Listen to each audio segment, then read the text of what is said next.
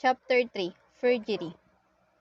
Unit 1, Forgery in general. Unit 2, Erasures, alteration, obliterations of documents, and addition, interlineations, and substitution in documents. Unit 3, Anonymous writing. Unit 4, Standards of comparison. Forgery. Fraudulently altering a written document or seal with the intent of injuring the interest of another person or of fraudulently obtaining governmental revenue. Forgery is the act of falsely making or materially altering with intent to defraud and writing. Ang forgery ay isang gawain na paggawa o pagbabago ng isang documents, seal or signatures na may hangarin na manloko. Three classes of signatures. Formal, used on wills or other important documents. Informal, used on routine documents and personal corresponding. Careless scribble, used for signing credit cards, mail deliveries, autographs, or hotel registration forms. Minsan itong careless scribbles ginagamit natin sa pag-attendance pag nagmamadali. Forgeries must be executed with such skill or in such circumstances by average person. Two definition of signature. New definition refers to any design pattern written by a person in a document as a representation of acknowledgement. Old definition, the name of any person written by his own hand in a document as a sign of acknowledgement. Ang new ito ay nakikilala sa design o pattern ng pagsulat ng isang tao. Tapos ang old, sariling kamay ang sumulat at isa itong tanda ng pagkilala. At signature is not a signature, but it is a drawing. Kinds of signature. Conversational or ordinary copy book form. The letters are legible. Highly individualized or personalized, characterized by a series of intertwining strokes, ornamentations, and flourishes. Difference between signatures of a subject and extended writings. Extended writing is any writing by an individual other than their own signature. Signature is just that the name of the person or something representing his/her name. Signatures is any individual may become stylized over time because the person stands to his/her name over and over. Classification of suspect signature. In suspect documents, Harrison lists 7 general classification of suspect signatures. There are forged signature, where no attempts has been made to make a copy of a genuine signature of the person purporting to sign the document. Forged signatures of fictitious persons. Ito yung mga signature ng mga fictional character, ganon, gaya ng Wattpad, ganon. Forged signatures which closely resemble to genuine signatures since they have been produced by a tracing process. Ang example naman dito ay yung mga perma ng magulang na ginagaya natin. Ganon. Forged signatures which resemble to genuine signature written freehand to produce, which is known as a stimulated forgery. Genuine signatures which have been obtained by trickery. Mga tunay na signature kaso nakuha siya sa pandadaya. Genuine signatures which the writers are honestly unwilling to accept as genuine. Genuine signature which have been deliberately written illegibly of in an unusual manner so to afford the signatories some plausible grounds for disclaiming them should be they deem inexpedient. Primary signs of forgery. The primary signs of forgery are written at speed, which is markedly slower than the genuine signatures. Frequent change of the grasp of the pen and pencil. Ito yung pagbabago ng paghawak ng ballpen or ng lapis. Blunt line endings and beginnings. Poor line quality with wavering and the tremor of the line. Retracing and patching. Stops in places where writing should be free. Unnatural pen lift. Uncertainly tremor. Drone quality devoid of pre-normal movement and hesitation. The primary signs of forgery. It is also worth keeping in mind the following three features of forged signatures. Any forgery will, of necessity, exhibit a considerable degree of similarities to the general run of genuine signatures in the more obvious features of letter design. Some forgeries will resemble at least one genuine signature in almost every detail. No two genuine signatures or any length are replicas of each signature. Wala daw magkapareho ng perma. Indicators of forgery. The general indicators of non-genuineness may include the following: blunt starts and stop. The forger places the pen point in the contact with the paper and start writing. When he finish with the name or some portions thereof, he stop the pen and lift it from the surface. This may cause an emphasized blunt start and ending where the pen was placed in the contact with the surface. Ito yung pagkakaiba ng simula at ng pagtapos. Yung iba ay itinataas ang pagsulat pagkakatapos. Pen lift and hesitation. This is occasion when the pen stops at an unusual point in the writing, perhaps where a radical change in direction it is about to take place or a new letter formation is about to be started. Ito naman ay yung pagbabago ng mga radical direction ng pagsulat. And forms forms of non-genuine signatures are little more than drawings. The pen is moving so slowly that small, almost microscopic changes in direction takes place. In what should be a fluid-looking line. The resultant line is not smooth but reflects the pen shaking. Ito naman yung mabagal na pagsulat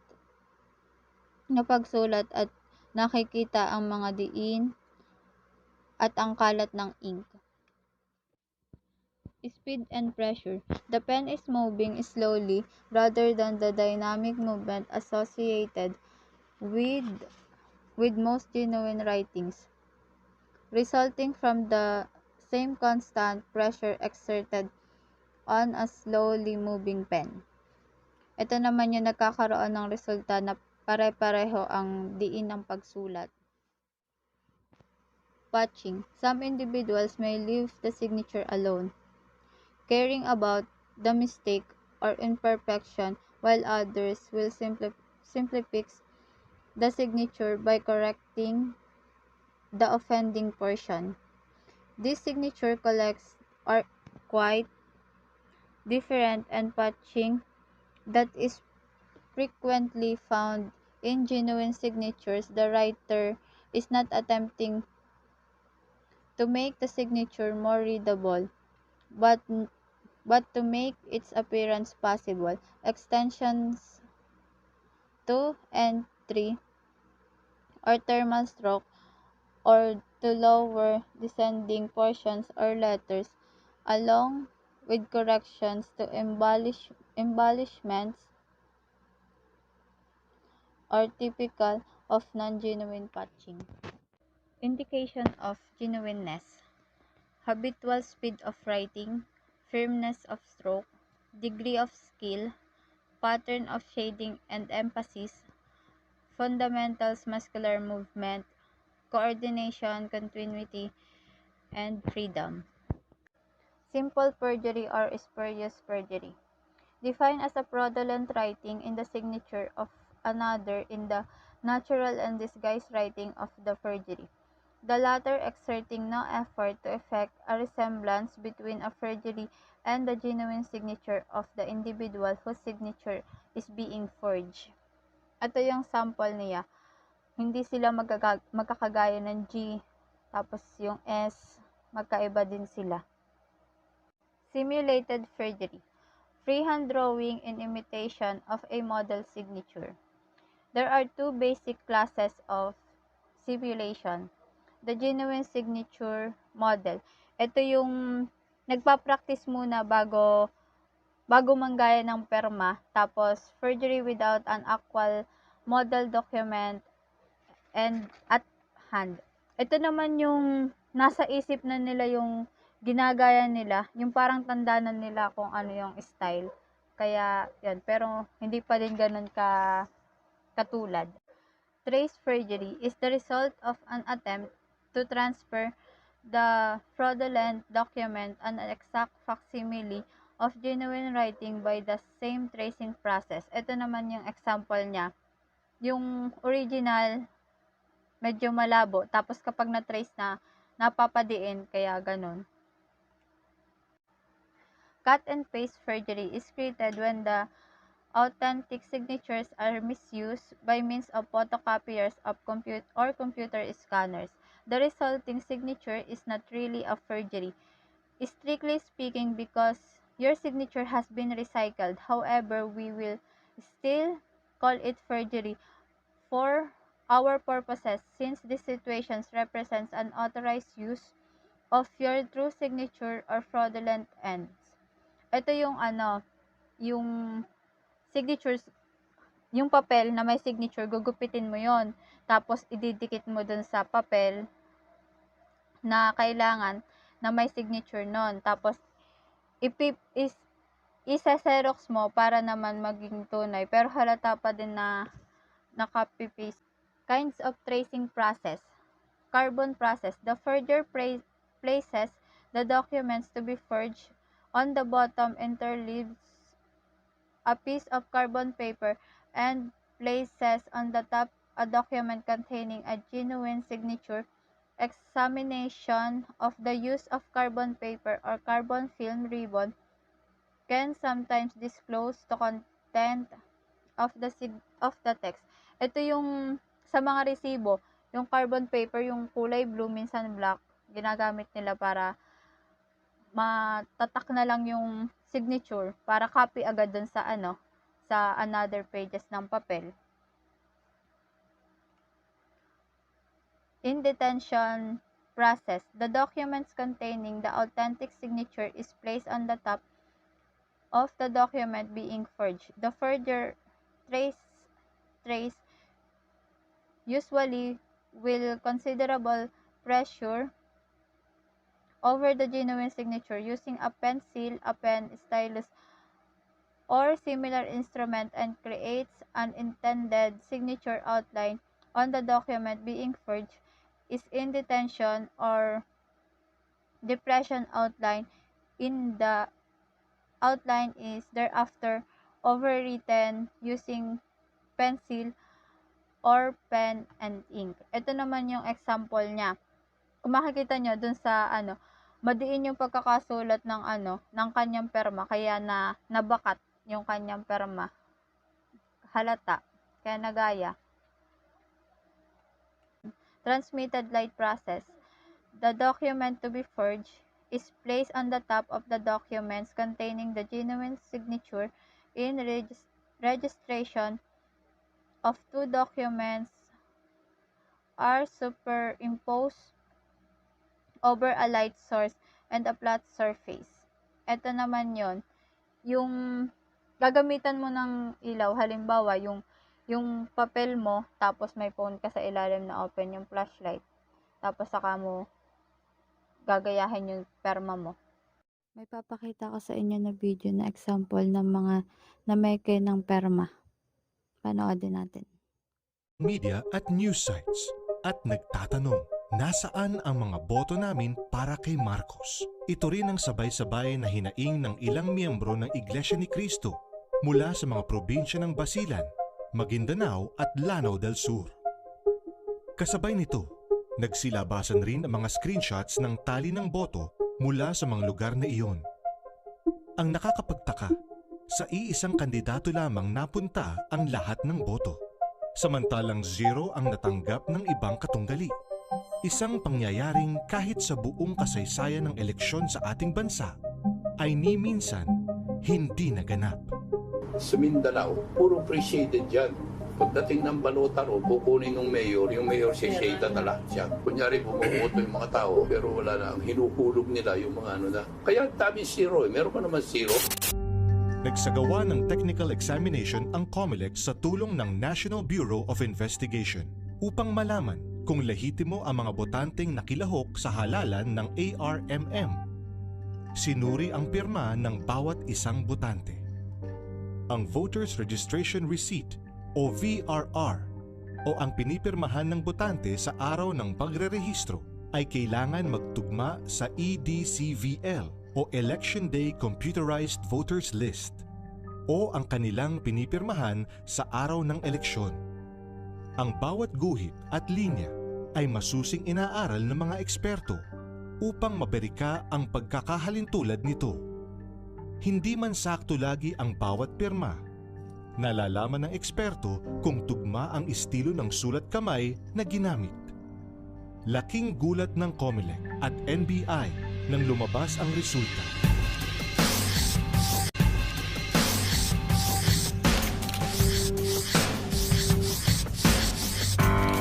Mahigit 80% ng pirmang sinuri ay hindi nagtugma. Ang tanging 4% lamang ang pumasa at itinuring na identical. Ang iba namang natira ay binansagang kaduda-duda o kulang-kulang upang masuri ng pag-aaral. Ang pirma sa bahaging kaliwa ay ang pinirmahan ng botante sa araw ng pagrehistro. Ang pirma sa kanan ay ang pirma sa araw ng eleksyon. Karamihan ng pirma ay tila hindi man lang sinubukang gayahin ang orihinal na pirma ng botante. Walang pagkakahalintulad o bakas ng anumang parehong sulat kamay. Ang kanilang konklusyon, based on the findings stated above, we therefore conclude that the 2000 Identity of forger. As forgery involves a double process on the part of the forger by discarding all his own writing habits and at the same time adopting the unfamiliar characteristics of another person writing, the forger remains anonymous. Sex of writer. Contrary to common belief, there is no reliable method of determining the sex of the writer from an examination of the handwriting. Hindi daw, dito sa sex of writer, hindi daw nasusukat sa gender ng isang tao ang kanilang sulat. Art forgery. A forged Titian painting, the forging of artworks for financial gain continues to be practiced. Titian painting, one of the hundreds of painting, etchings, and statues confiscated from a forgery ring that operated in Italy in 1990s. Reuters, Vincenzo Pinto archive photos. By the use of special illumination such as ultraviolet black light, infrared photography, and X-ray radiographs, inconsistencies and changes in the paintings may be detected. Instrumental analysis and may reveal anachronisms in a work of art.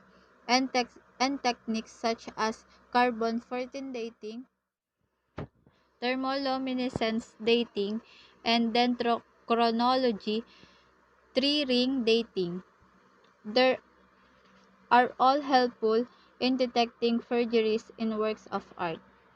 Signatures are often changed by a forger fraudulently, and a bipolar microscope is used to detect the alterations. Radiographs will reveal changes by the original artist, as well as those made on an old object by a forger.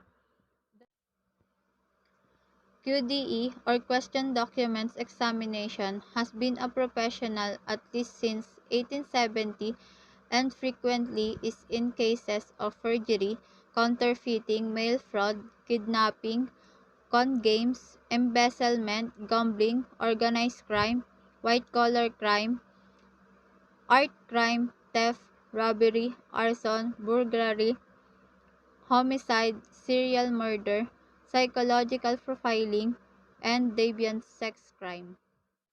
A number of famous cases over the years, some in wrong conviction, the Dreyfus Affair, Bruno Hauptmann and the Limburg kidnapping, the Hitler Diary profiling controversy, and Clifford Irving's forgery of Howard Hughes' signature, and Mormon cases of the talents of various experts at QDE. Its strength drawn from civil law is that expert opinion can overturn eyewitness opinion. Sila yung mga sikat na forgerers. Notable forgeries. Art forgeries have been made whenever creative works has been considered valuable for a collection. The Romans copied original Greek sculptures, and many of the copies have at some time or other themselves been considered originals. Jean de France, Duc de Berry, an art patron and coin collector, had modern copies made of old Dutch and French coins to fill in the gaps in his collection. The Italian artists Giovanni Cabeno and Piero Ligorio were master coin counterfeiters of the 16th century. Even the great Michelangelo forged an antique Cupid for his patron Lorenzo di Medici. In the 18th century, a forger produced a marble head of Julius Caesar that was purchased by London's British Museum in 1818, believing in authenticity. The most famous, though unwitting, master forger of all time was Alceo de Sena, who successfully produced sculptures of such high quality that they were accepted as genuine by many art critics, museum directors, and famous collectors. Hans van Meegeren painted a number of fake Vermeers and Peters de Hoches that were accepted as genuine by eminent art critics and sold to important collectors and museums for fabulous sums. When he was accused of collaborating with the enemy in having a sold through an intermediary, Vermeers, the woman taken in adultery to Hermann Göring during World War II. He was able to prove the Vermeer was his own hand. By Meegeren was sent to prison for 1 year. In recent years, skillful forgeries of paintings by Vincent van Gogh, Paul Cézanne, Pablo Picasso, and other modern masters have appeared. Often these are declared fake by art historians frequently after a technical examination. Unit 2. Erasures, alteration, obliteration of documents, and addition, interline action, and substitution in documents. Erasures. The changing of document by removing certain part is very common. It is not easy to do with chemical inks. Some form of the solution must be used to remove it. Examination by transmitted or ultraviolet light will usually show signs of much erasure. In the use of mechanical erasure, by rubbing the paper is usually thinner in this place and transmitted light will show it.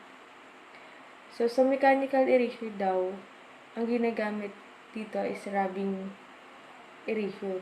Na kapag ginamit mo to sa papel, ang papel ay ninipis. Tapos, kapag tinapat mo sa ilaw, yung binura mo, makikita pa rin yung sulat.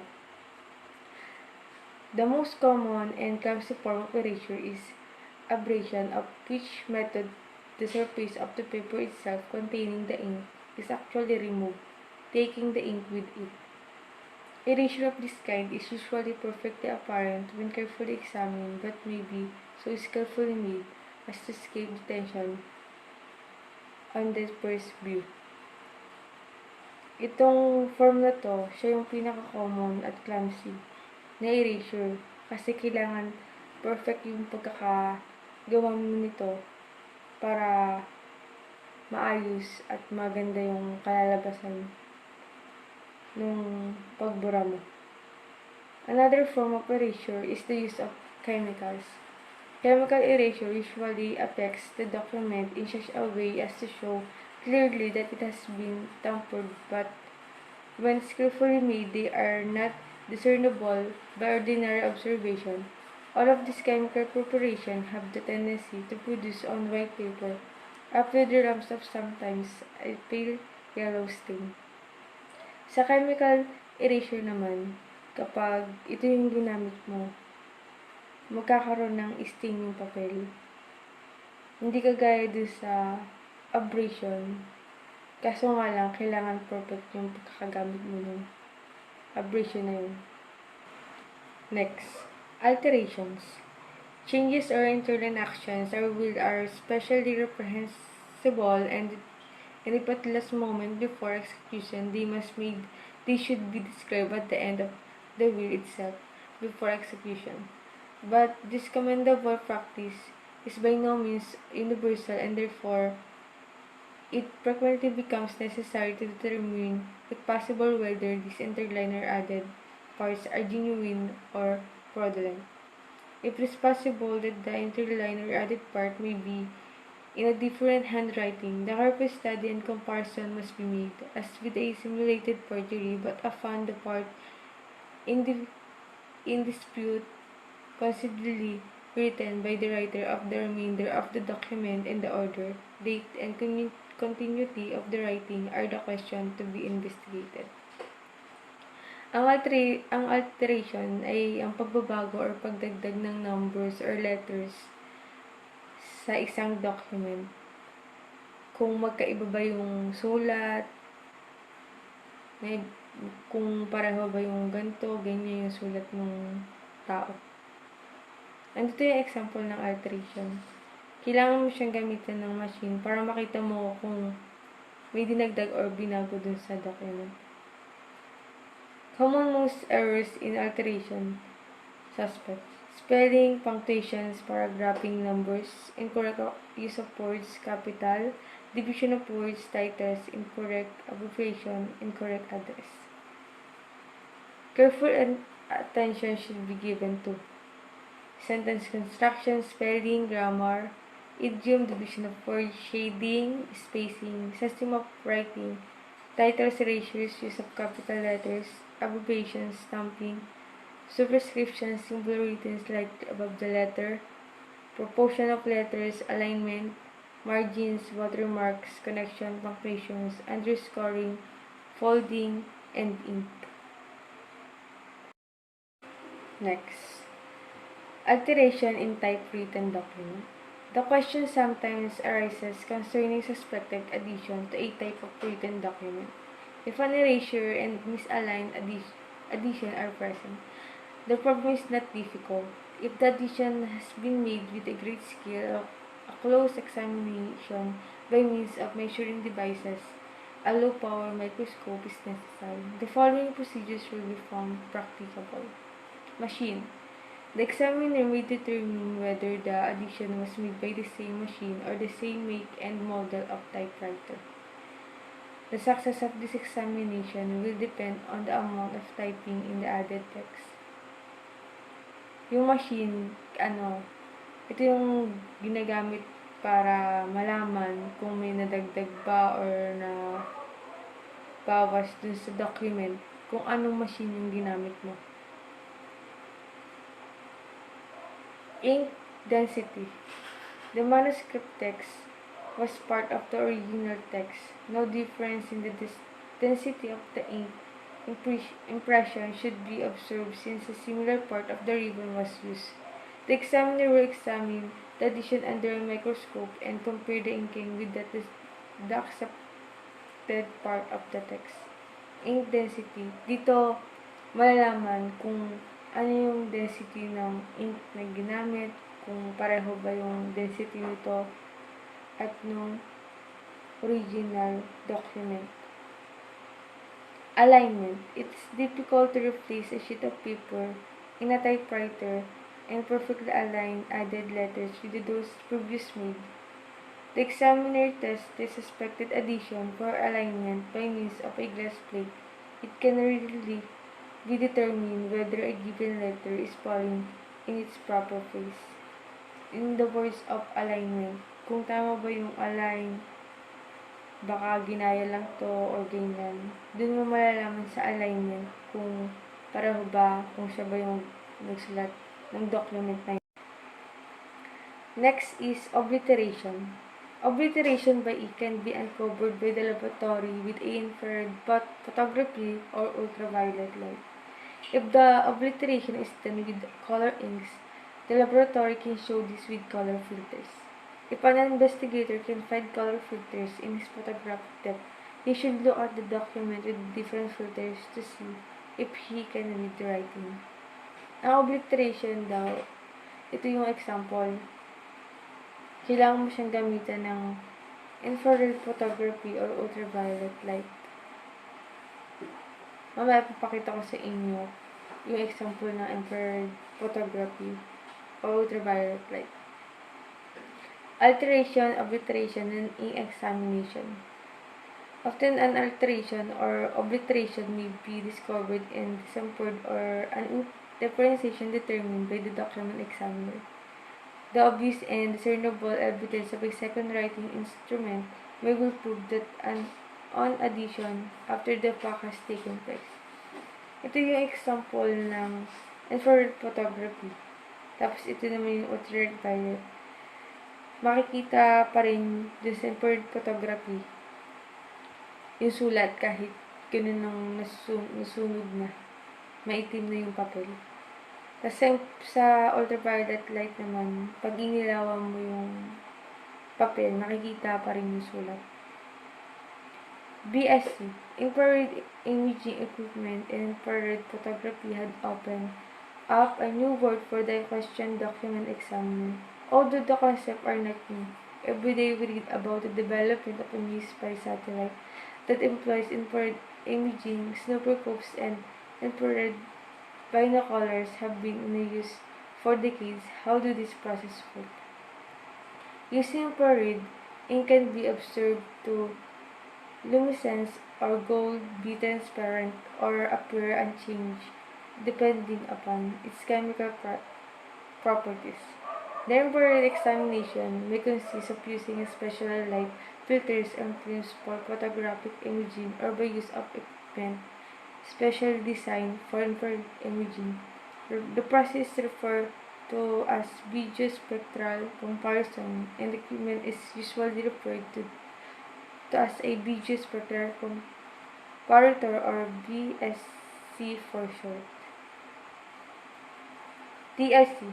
The TLC process is usually used in conjunction with ink comparisons rather than obliterations, and although by nature a destructive test, TLC is the most definitive process. When used in the conjunctions with the other method as described above, TLC affords the examiner the most frequent opportunity to issue conclusive opinions concerning two or more inks in one document.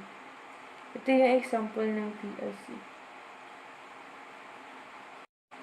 Detection and decipherment of obliterations and alteration. This examination are performed in order to detect whether a portion of a document has been altered, some portion rendered not readily visible, or some text added. If an alteration identified in the method is determined and described, and if possible the text of the obliterated entry deciphered. Instruments such as video spectral comparator or BSC assist this study. The BSC allows the examiner to examine the document with the infrared sensitive CCD camera as a detector. The image is examined by viewing a monitor and the digital image processing through a computer. This is useful in the ink depreciation. Ito yung sinasabi ko kanina na ginagamitin ng infrared photography tsaka ng ultraviolet. Kailangan dumaan muna sa examine para makita kung may nadagdag ba or nabawag sa document. Ink line striae. Yet another method for differentiating between different writing implements, usually limited to a ballpoint pen, is by microscopic observation of the striae or lack thereof left of the ink line by imperfection in the ball or ball housing of the writing pen. Combination of two or more of the above techniques may allow for extremely definitive opinions concerning alterations and obliterations or ink and pen differentiation. Ito yung ink dun sa ball pen. The next is anonymous writing. The anonymous letter was written poses a peculiar problem to the detective decision. The writer may be a harmless crank, a sexual psychopath, an extortionist, or a simply troublemaker. The last mentioned is the most deceitful of this type of offender. With a few lines on the paper, he can disrupt the harmony of a home, create discussion in a business organization, or undermine the structures of an established career. Distinguished figure in the public life become accustomed to receiving letters introducing their new reputation or casting suspicion on their trusted subordinates. This person usually follow the simple rule of ignoring the letter, of referring them to an investigative agency for the purpose of discovering the identity of the author rather than with the intention of testing the truth of the contents. Person with the less confidence permit the anonymous letter to create doubts and suspicion in their own minds. They grant to the writer the main success to which he aspired. Ang anonymous letter daw is mga taong gumagawa ng letter na hindi nagpapakilala, na hindi nagbibigay ng identity kung sino yung nagsulat na yun. Sa anonymous letter, pwedeng mga taong nagbibigay ng ng threats, mga taong tinatakot ka sa pamamagitan ng letter, ng anonymous letter. Anonymous notes and letters which, for some frustrating case, the writer will often attempt to disguise her handwriting and perhaps take special care not to leave latent prints in many cases. There is no logical suspect. Yung anonymous note, sila yung mga gumagawa ng mga kalokohan gamit ng mga letter. Anonymous note should be examined for latent prints at the laboratory contrary to popular misconception, subsequent handling of the note does not preclude a successful latent field examination. Note that latent field examination on document is done after question document examination. Kailangan talaga i-examine ang anonymous letter or notes para malaman kung sino ang gumawa at nagsulat ng letter yun. Types of anonymous letter. Anonymous letter lead themselves to classification. For convenient categories may be used to include the person with information, the person with the criminal intent, the malcontent, and the crime. Information. Reliable informant. A person will write the police department to inform them of the identity of a criminal. Sometimes the tip will be a reliable one. A person witnessing a crime if knowing of the conspiracy will, out of the public spirit or out the person's life for the criminal, inform the authorities of the circumstances surrounding the crime. There is no problem connected with such a letter. The investigator may avail him of the information with regards and test its reliability by discrete pulmonary injury. It is understandable that the informant does not wish to expose himself or his family to possible recrimination. Dito sa reliable informant, gagawa ka ng letter, tapos dun mo ilalagay yung mga nangyari bilang witness mo. Kaya dun na lang para hindi malaman yung identity mo, tsaka para hindi madama yung family mo. Crack informants. The writer usually is obsessed with some imaginary terror and will accuse it of the most heinous crime, including the one under discussion. The language of accusation is appropriately will and can be readily recognized and repeatability ignored. Ito yung imaginary terror, yung mga haka-haka. Criminal intent. The writer usually demands a sum of money. Alternatively, the receiver of the writer must accept the punishment which is threatened. Kidnapping. The criminal may threaten to kill the captive unless an arranged sum of money is delivered under this stage condition. About the person as well receivers of such letters, the bitter story of such cases point to the advisability of immediately referring them to the police. Kadalasang nakakatanggap ng ganitong letter is yung mga mayayaman para makuhanan sila ng pera. Extortion and blackmail. Blackmail is a form of extortion in committing the crime of extortion to criminally obtain property from another with his consent induced by the use of force or fear. The blackmail sends or accuses to be sent for the purposes of extorting money, a letter or writing with details of the following. To accuse the persons of a crime, to do any injury to any person or property, to publish or connive of publishing a letter, to expose or put a deformity or disgrace. Ito yung pag-blackmail, yung ikakalat yung video mo or yung mga pictures mo. Tapos, ibablockmail ka niya para makahingi ng pera sa'yo. Next is malcontent. This is the most common type of anonymous letter writer in some communities. His action is called dropping a letter. Typically, the writer is associated with a large organization in private industry or civil service. His merits do not receive true recognition.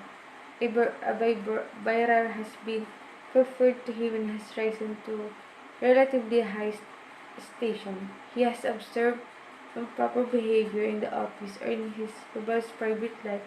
He wishes to bring their behavior to attention of proper authorities. In police department, the letter writer will accuse his victim of accepting graft and greed.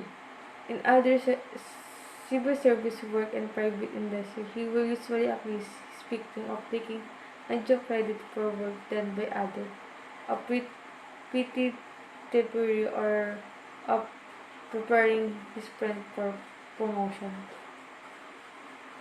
Crank. This term covers a wide range of letters writers.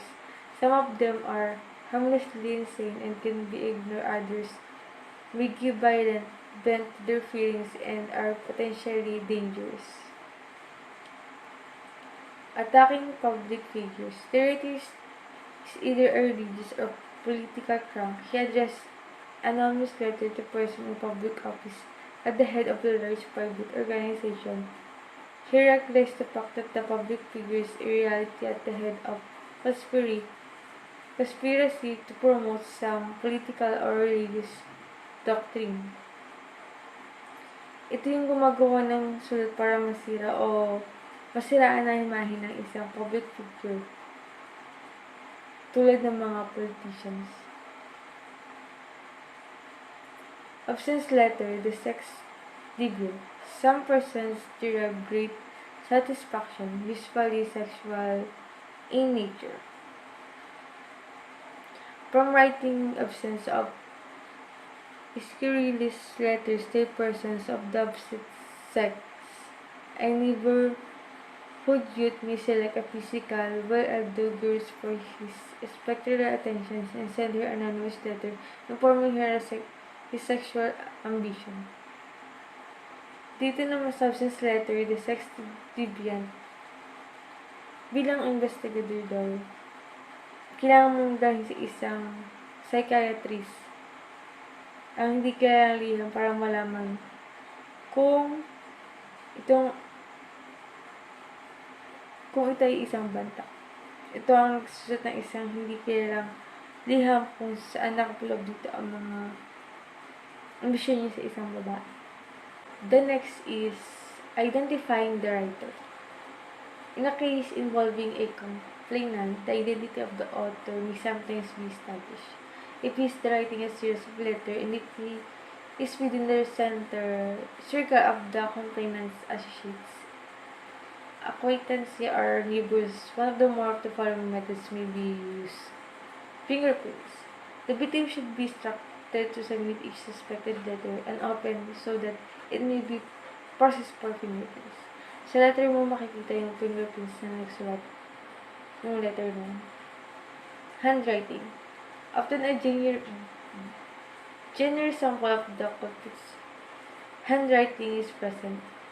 Occasionally, he resorts to handprinting or pasting together words cut from newspaper headlines if it is suspected that the letter has written by a member of business or other organization with which the complainant is associated. Handwriting standards of selected suspect can be obtained for comparison.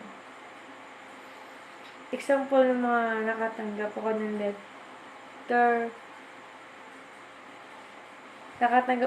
letter. Hindi ko alam kung kanino galing. So, titingnan ko yung handwriting nung hinihinala ko. Tapos, papasulatin ko kung pareho ba yung written niya doon sa natanggap kong letter. Next is typewriting. If a typewriter is used to make and model of the machine can be limited to the offices and quarters containing similar typewriters, a letter infinity will be required to obtain samples from this machine or to obtain standard notes to have been produced on them. In this way, it may be possible to identify an individual typewriter and the person using the machine if the more of the person uses the typewriters, study personalities, habit, locations, and typing particulars should precede an interrogation. Sa pag-imbestiga kung marami ang gumamit ng isang machine upang malaman ko sino sa kanila ang nagsulat, pinag-aaralang mabuti ang kanilang personalidad, location, at kakaibang uri ng pagtatype.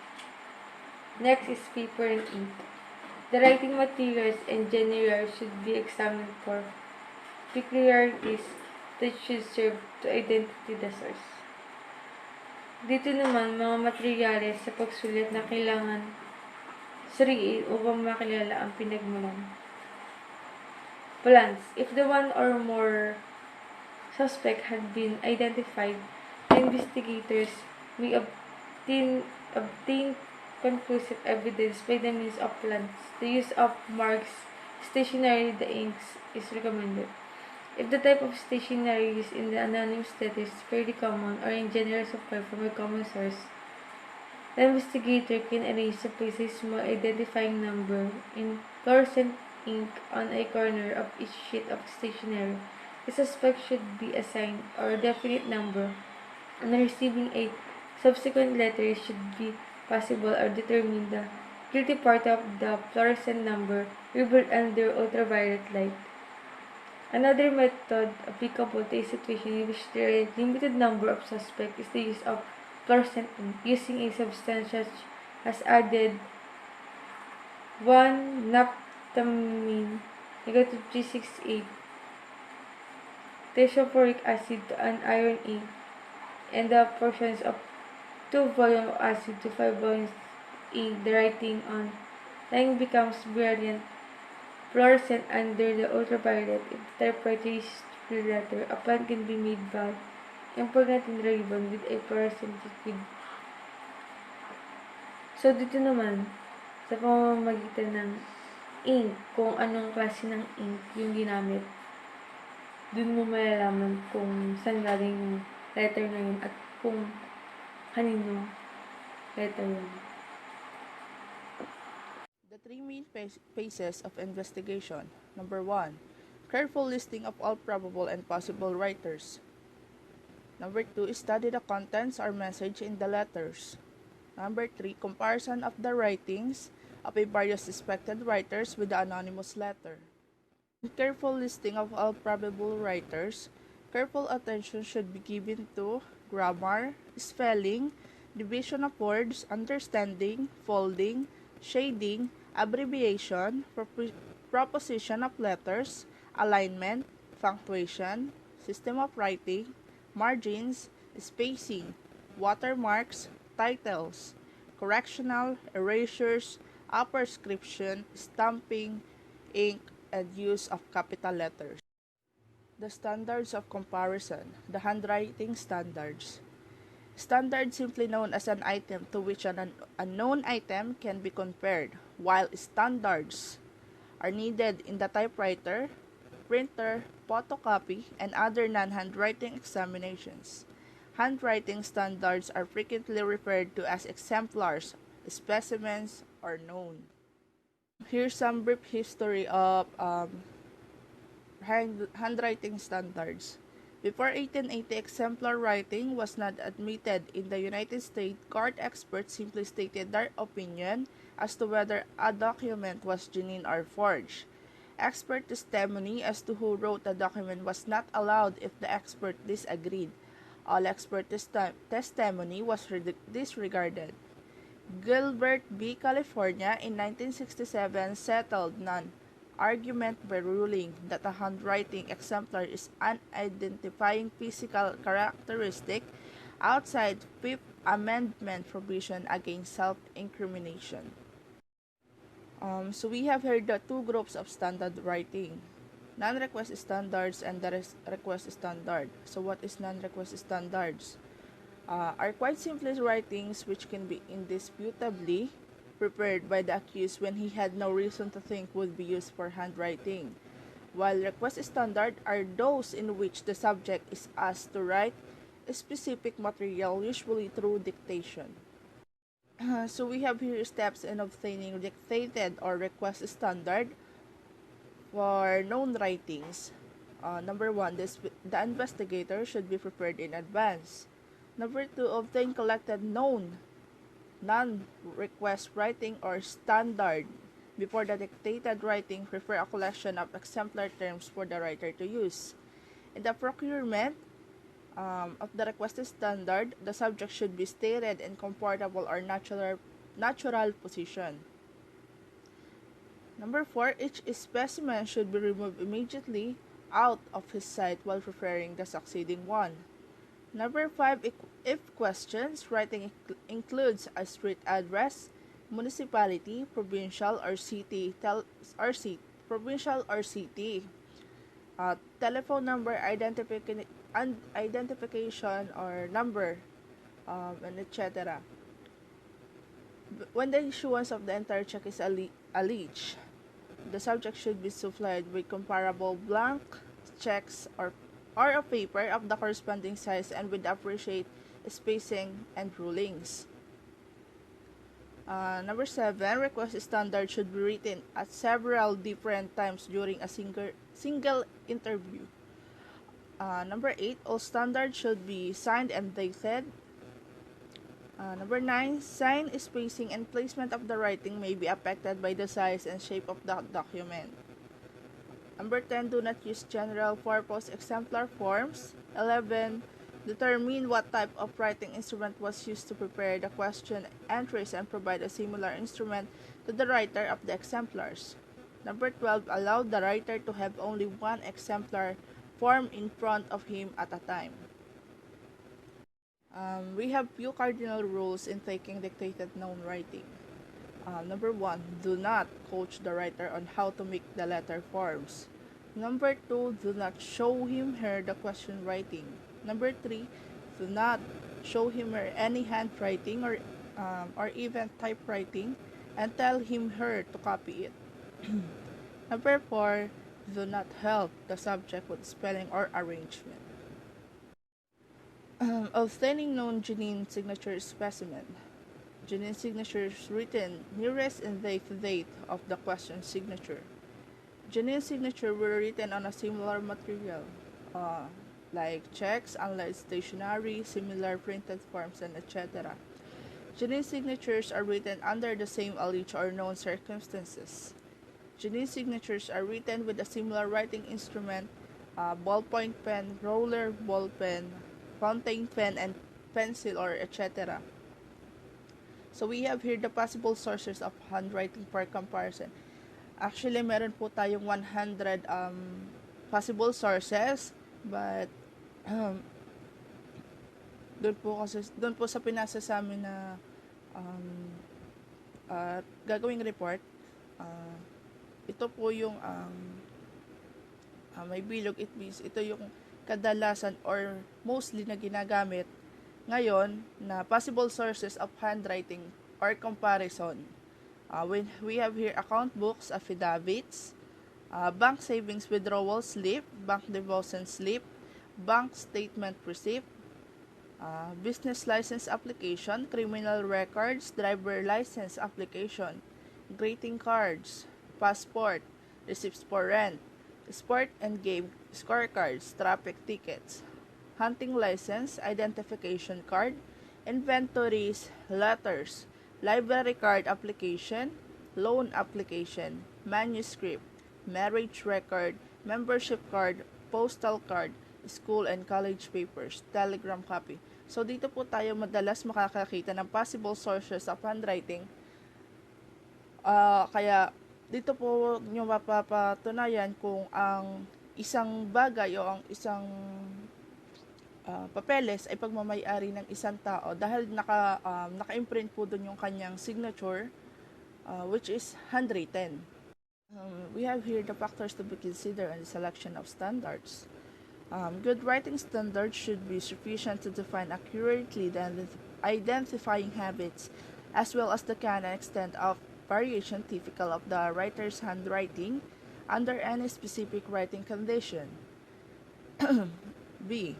If a question handwriting was executed under normal conditions, look for standards preferred under comparable circumstances. The style of writing contained in the standard of exemplar should be similar to the style of the question writings. If the question writings are handwritten, obtain a similar style of standard or exemplar. Consider the instrument used in the preparation of the question document. If the signature was written with the use of all ballpens in ruled paper and above the typewritten name, standards prepared under similar conditions should be selected.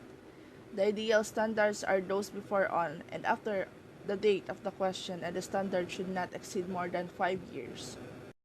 According to Ordway Hilton, an authority on the subject of standards, selection of standard must be carefully controlled if the standards are to describe accurately and completely how a person writes. But some problems are complicated and harder to solve. This includes the following.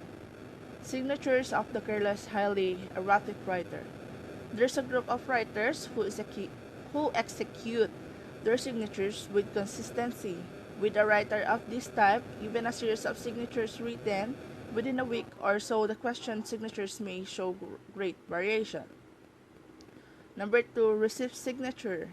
It has the same lack of consistency, but only when the writer is signing for delivery, such as the letter of telegram. Under other condition, his signature is consistency, uniform, and superior in form.